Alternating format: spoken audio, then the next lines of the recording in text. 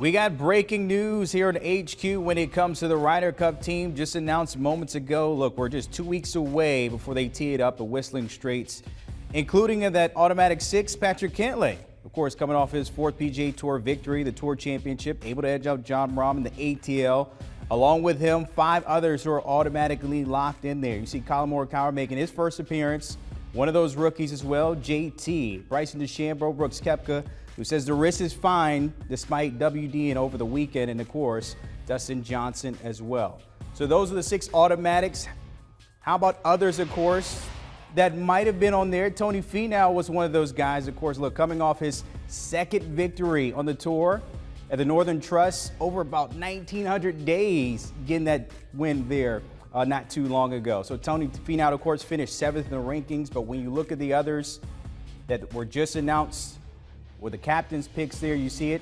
Daniel Berger, Harris English, Xander Schauffele, Scotty Scheffler, Tony Finau, and then, of course, Jordan Spieth. When you look at that, you got 3 more rookies. So let's take at the big picture here.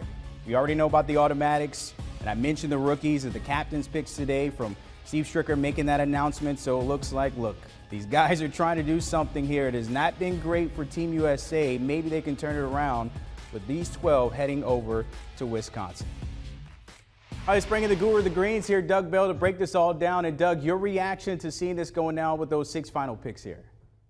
Well, it is interesting. Scotty Scheffler was a wild card. I did not expect Scheffler to be one of Steve Stricker's picks. I spoke to Scotty Scheffler's dad last Sunday at the Tour Championship. He was walking around following his son, and I said, "What do you think about the Ryder Cup?" And he was like, I really don't think we're going to get the nod. Scotty's hoping, hasn't heard anything. This was on Sunday, and now today we hear that Steve Stricker is going with the University of Texas product, who has never won on the PGA Tour, but over the last couple of years, he's been very consistent on the PGA Tour. They like the way he hits the ball so high, which is great at Whistling Straits. He's a really, really outstanding young player, but that was the one wild card for me. And Daniel Berger, again, I wasn't so sure he was going to make the team. He was 12th in points. They like the moxie that Berger brings to the table. Of course, Xander Schauffele, it goes without saying. Look at Berger. He's a guy who's over the last couple of years has been one of the most consistent performers in the world, and he sounded very excited to get that opportunity. Again, we need to keep in mind 6 rookies on this U.S. team, and a rookie on this team is not like a rookie quarterback in the National Football League or maybe a rookie in Major League Baseball. These guys have been around the block. Harris English is 32 years old. He's played for a long, long time. The big surprise, though, is we look at these, the auto picks and the captain's picks, no Captain America. Patrick Reed, who's been a stalwart on the Ryder Cup and the President's Cup team, he is not among those picks. Now, he did miss 2 weeks prior to the Tour Championship with pneumonia, very serious health issue, played all 4 days at the Tour Championship. I was there last Wednesday, and on the practice putting green, Steve Stricker and Patrick Reed were in deep conversation for about 45 minutes. I was standing there watching, and I was a fly on the wall, curious what is going to be decided with Patrick Reed. And I think Steve Stricker just wanted to know, are you healthy enough to go there and perform like we need you to perform? And perhaps he didn't get the indication that he wanted. And then others have said maybe it is a chemistry issue. Maybe Patrick Reed wouldn't be a good fit with some of these other guys. I don't know about that. All I know is about the health issue. And I think that was a pretty big factor in not picking Patrick Reed. That was the surprise to me. Patrick Reed, he's been one of the best Ryder Cuppers we've had over the last 3 Ryder Cups, and now he's not part of the team. That'll be interesting to see, especially when you replace him in essence with a guy like Scotty Scheffler, who's never won on the PGA Tour. Doug, you mentioned there, of course, it seems like a youth movement has taken over. We got 5 picks today, and then, of course, Collin Morikawa was an automatic coming in today. So you got 6 rookies. Why the youth movement here for Steve Stricker? Well, for a couple of reasons. Number one, again, a rookie on this team is not necessarily a rookie overall, because when you look at what Berger has done on the worldwide stage and where he is in the world rankings, Harris English is a rookie, quote unquote, but he's 11th in the world and has been outstanding. Xander Schauffele won the gold medal in Tokyo just a month ago, and we know what his record is in major championships and World Golf Championship events. So you can classify the X-Man as a rookie. You can classify Harris English as a rookie. You can classify Collin Morikawa as a rookie. who's a two-time major champion. But in essence, these guys aren't rookies. Harris English has been around a long time. He's played more than 10 years on the professional circuit, and this year has been a resurgence for him with 2 victories, and he's been in the running on several other tournaments. I think that is an outstanding pick, Harris English.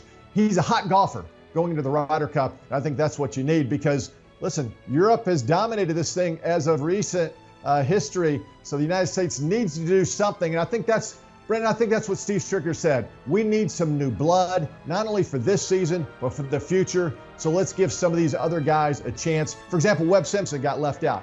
Webb Simpson did not make the Tour Championship. When you don't make the top 30, I think that hurts your cause when it comes to the Ryder Cup. So let's see how it plays out. I like these picks a lot. The Scheffler pick, I love. I'm just a little surprised. Frankly, I didn't think he was going to get picked.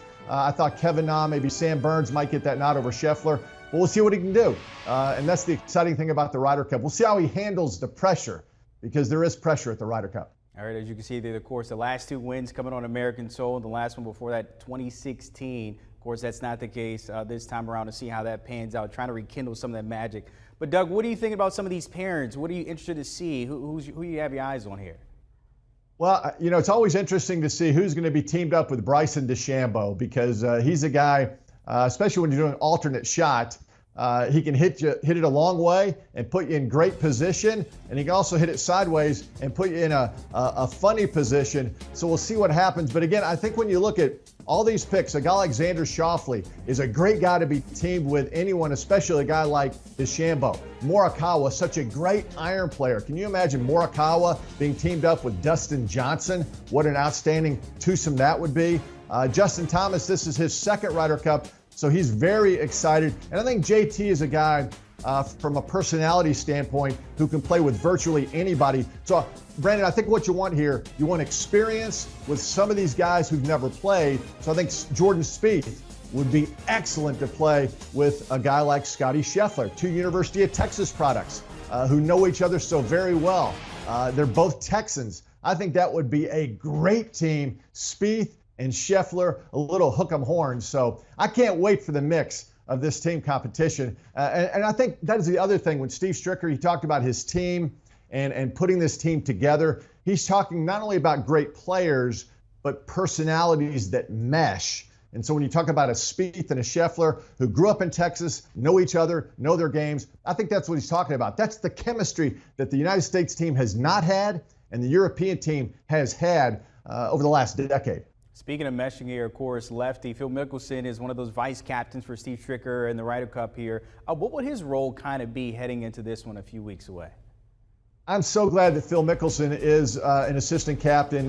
You know, after he won the PGA Championship, there was talk, hey, he needs to be on another Ryder Cup team. But keep in mind, he played 23 tournaments this year, only 1 top 10, and that was when he won the PGA Championship. He won $2.7 million this season. 2.1 came at the PGA Championship. So clearly, Phil is not the player you want on the Ryder Cup team. But to answer your question, as an assistant vice captain, he is incredible in the team room. And that's what all these players tell me. When you're part of a Ryder Cup team, you're in the team room. It's a locker room, kind of like football or baseball or basketball. It's something that these guys do not experience except when it's a Ryder Cup or a President's Cup. And so Phil Mickelson keeps him loose with his personality, his joking. He plays ping pong with the guys. He's a world-class ping pong player. He challenges all the players. He keeps them loose. And on top of that, I think Phil Mickelson will have great advice, especially to a young guy like Scheffler or Berger or even Xander Schauffele or Colin Morikawa. He goes out there and tells them what they can expect, how to stay loose, how to react when things aren't going your way. So I think Phil Mickelson is a sensational vice captain. Jim Furyk, also one of the vice captains. And we should mention Steve Stricker offered a similar position to Tiger Woods, and Tiger said simply, physically, I can't walk around that terrain. I can't make it around that terrain at Whistling Straits. I'll do everything I can from home and leading up to the event, but physically I just can't make it. But I think Steve Stricker has not only got a good team with players, but I think he has a great experienced team with his vice captains, and that's an important position. I'm sure he'll be tapped in. Tiger Woods, of course, the big cat from home. Interested to see that. And Lefty, of course, will remind the guys, look, I won the PGA, so that's all the games I'll have for you guys headed into this one.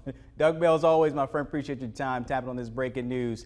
As we look at the team again, of course, look, we already had the automatic 6 Then the captain's picks today, you got Berger, Finau, English, Scheffler, Schauffele, and then Spieth. Again, 6 rookies heading into this one, including, of course, remember, Collin Morikawa was an automatic pick heading into this one. 5 more added to the table today. Try to rekindle that magic they had in 2016. After the break, got 1 minute. Kyle Porter tapping in on what this means for the Ryder Cup team for USA. Breaking news out of HQ, of course, the U.S. Ryder Cup team is now complete. The captain picks today, finalizing the 12-man roster with Daniel Berger, Harris English, Tony Finau, Xander Schauffele, Scotty Scheffler, and Spieth. As you see, Scotty Scheffler, one of those guys, a surprise pick. No Patrick Reed in this one, maybe a youth movement as a whole. Added them, of course, to the automatic picks that were already taking place. Collin Morikawa, another rookie added. Dustin Johnson, the old guy here at 32. Brooks Koepka, Bryson DeChambeau, JT, and of course, Patrick Cantlay coming off that win in the ATL over the weekend. Join us from the content cabin, Kyle Porter, breaking this down. And Kyle, just your surprise here to see the youth movement here. 6 rookies heading to Whistling Straits. Your reaction to that?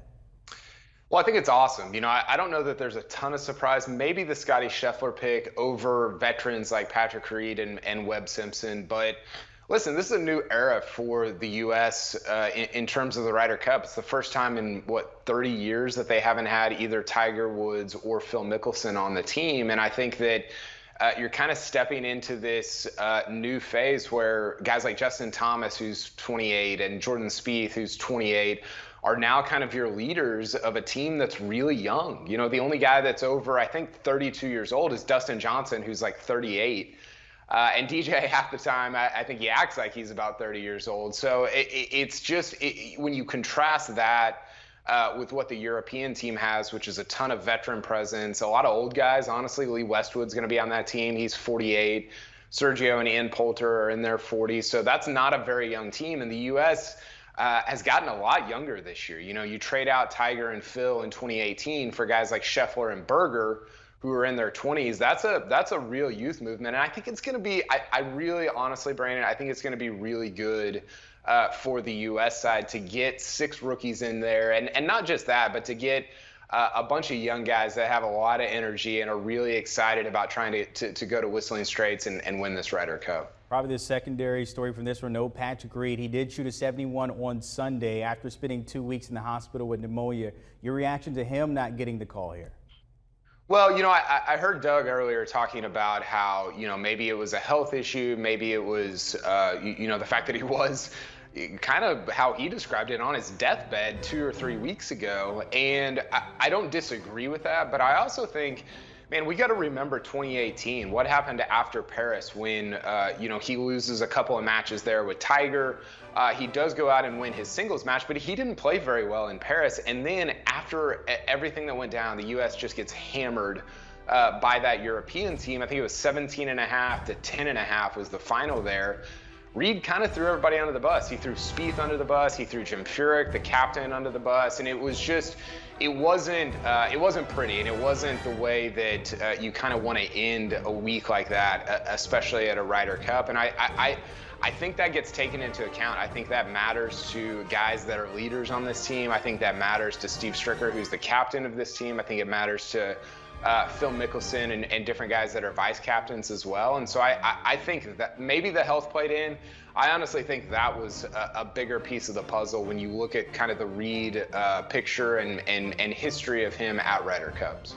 All right, of course, he finished solo 25th this past weekend, and as I mentioned, the 71 under par there. If we're looking at the course here, Kyle, how much did that go into Steve Stricker and his picks with these final 6 here? Well, 100%, Brandon, because, you know, if you look at the guys that were being considered, it was people were throwing out Kevin Na, throwing out Kevin Kisner. When you compare guys like that, who are, I think Kevin Na's 170th in terms of driving distance, Kisner's like 160th. They're not very long off the tee, and this is a long golf course. It's 7,600 yards, 7,700 yards, and somebody like a Scheffler who's elite off the tee, a Finau who's elite off the tee, a Berger who's long enough off the tee. The course just fits them better. You know, it just does. There's some great statistics on datagolf.com that just shows it plays into the hands of a Scotty Scheffler who thrives at these long difficult golf courses, and it plays into the hands of a Finau, plays into the hands of a Berger. And I think, you know, even if you take Kisner and Kevin Na out of it, even a Webb Simpson, who to me is such a great presence on a Ryder Cup team, the course just doesn't fit him that well, right? He's not very long off the tee, and it's such a prerequisite for thriving and having success at Whistling Straits. And I think the U.S. has really built its team around that mantra, around just needing to have that distance off the tee, which Europe has that a little bit, but the U.S. has really kind of built that up, and maybe even chosen a place like Whistling Straits because it's a strength, because it's an advantage, because they have Dustin Johnson and Bryson and Justin Thomas and all these guys that are super long off the tee. So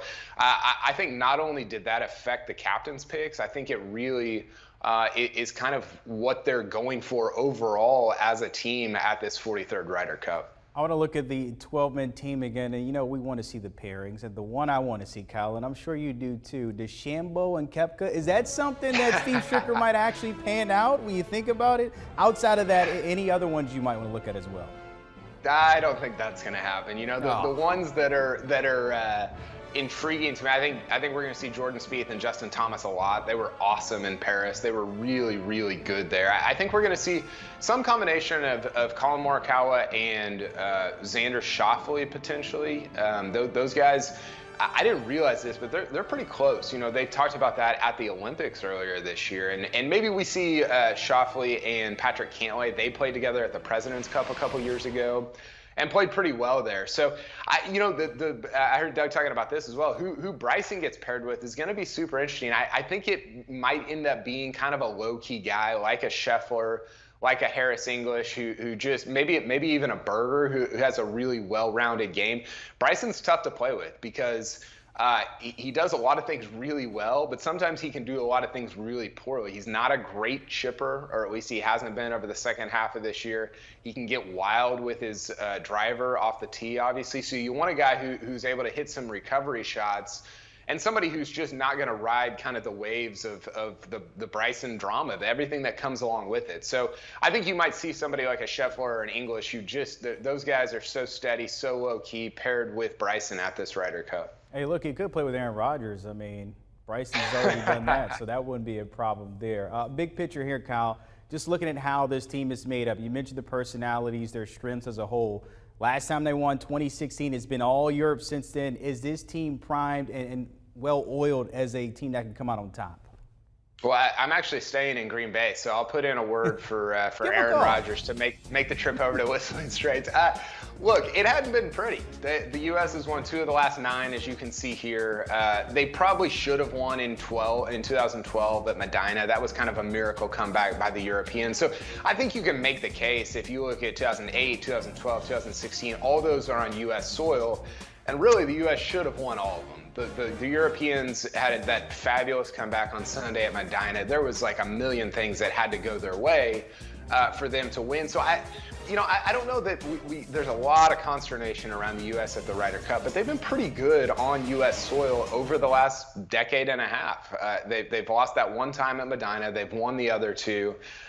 I think that we're going to get a couple of things here. I think this is a little bit of an existential crisis for the U.S. if they lose this one, because really, and we say this every time, especially on U.S. soil, they shouldn't lose. But they've thrived on U.S. soil, like I just pointed out. But if they lose this one, then it becomes, I think, a much bigger deal if you pull back and look at the big picture.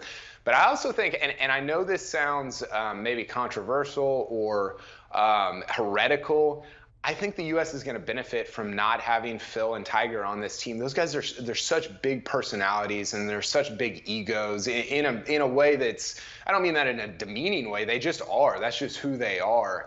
And I think that can sometimes negatively affect the U.S. team. I think it's meaningful that JT and Jordan Spieth are the leaders of this team. I think they will get in guys' faces and guys will want to follow them. I really think that shift from kind of the old guard to the new guard he's going to lead to some American success. Now, maybe I'm naive in that. Maybe that's not how it plays out, but that's kind of the way I'm framing this and looking at this going into these matches here in a couple weeks. Hey, look, this whole season we were talking about the young guys taking over, winning some of these tournaments on the PGA Tour, so maybe that's a sign, the reason why this team looks like that heading into the Ryder Cup. Kyle Porter, as always, my friend, appreciate your time checking on the breaking news. With the team final and official as a whistle. Taking a look again, of course, the 12-man roster, you got it, Colin Morikawa, Dustin Johnson, the old guy of the bunch, if you want to call him that, Koepka and DeChambeau. Guess we won't see that as a pairing. And then, of course, the picks today from Steve Stricker, the U.S. captain, Berger, Finau, English, Scheffler, and Schauffele, and Spieth. Of course, we'll have this throughout the day on CBS Sports HQ and more updates. As well, you can catch Kyle Porter in the First Cup podcast. You know this is all the talk today. By the way, Lefty is one of those vice captains, so he will be around reminding people of the PGA Championship. He won that, along with looking at, of course, this roster as we get closer to Whistling Straits. Download and give the guys a follow. Do you want a sports network that delivers everything that matters about the game? The highlights, the picks, the instant analysis, no yelling, no fake debates, no politics. Hit the subscribe button and never miss a moment.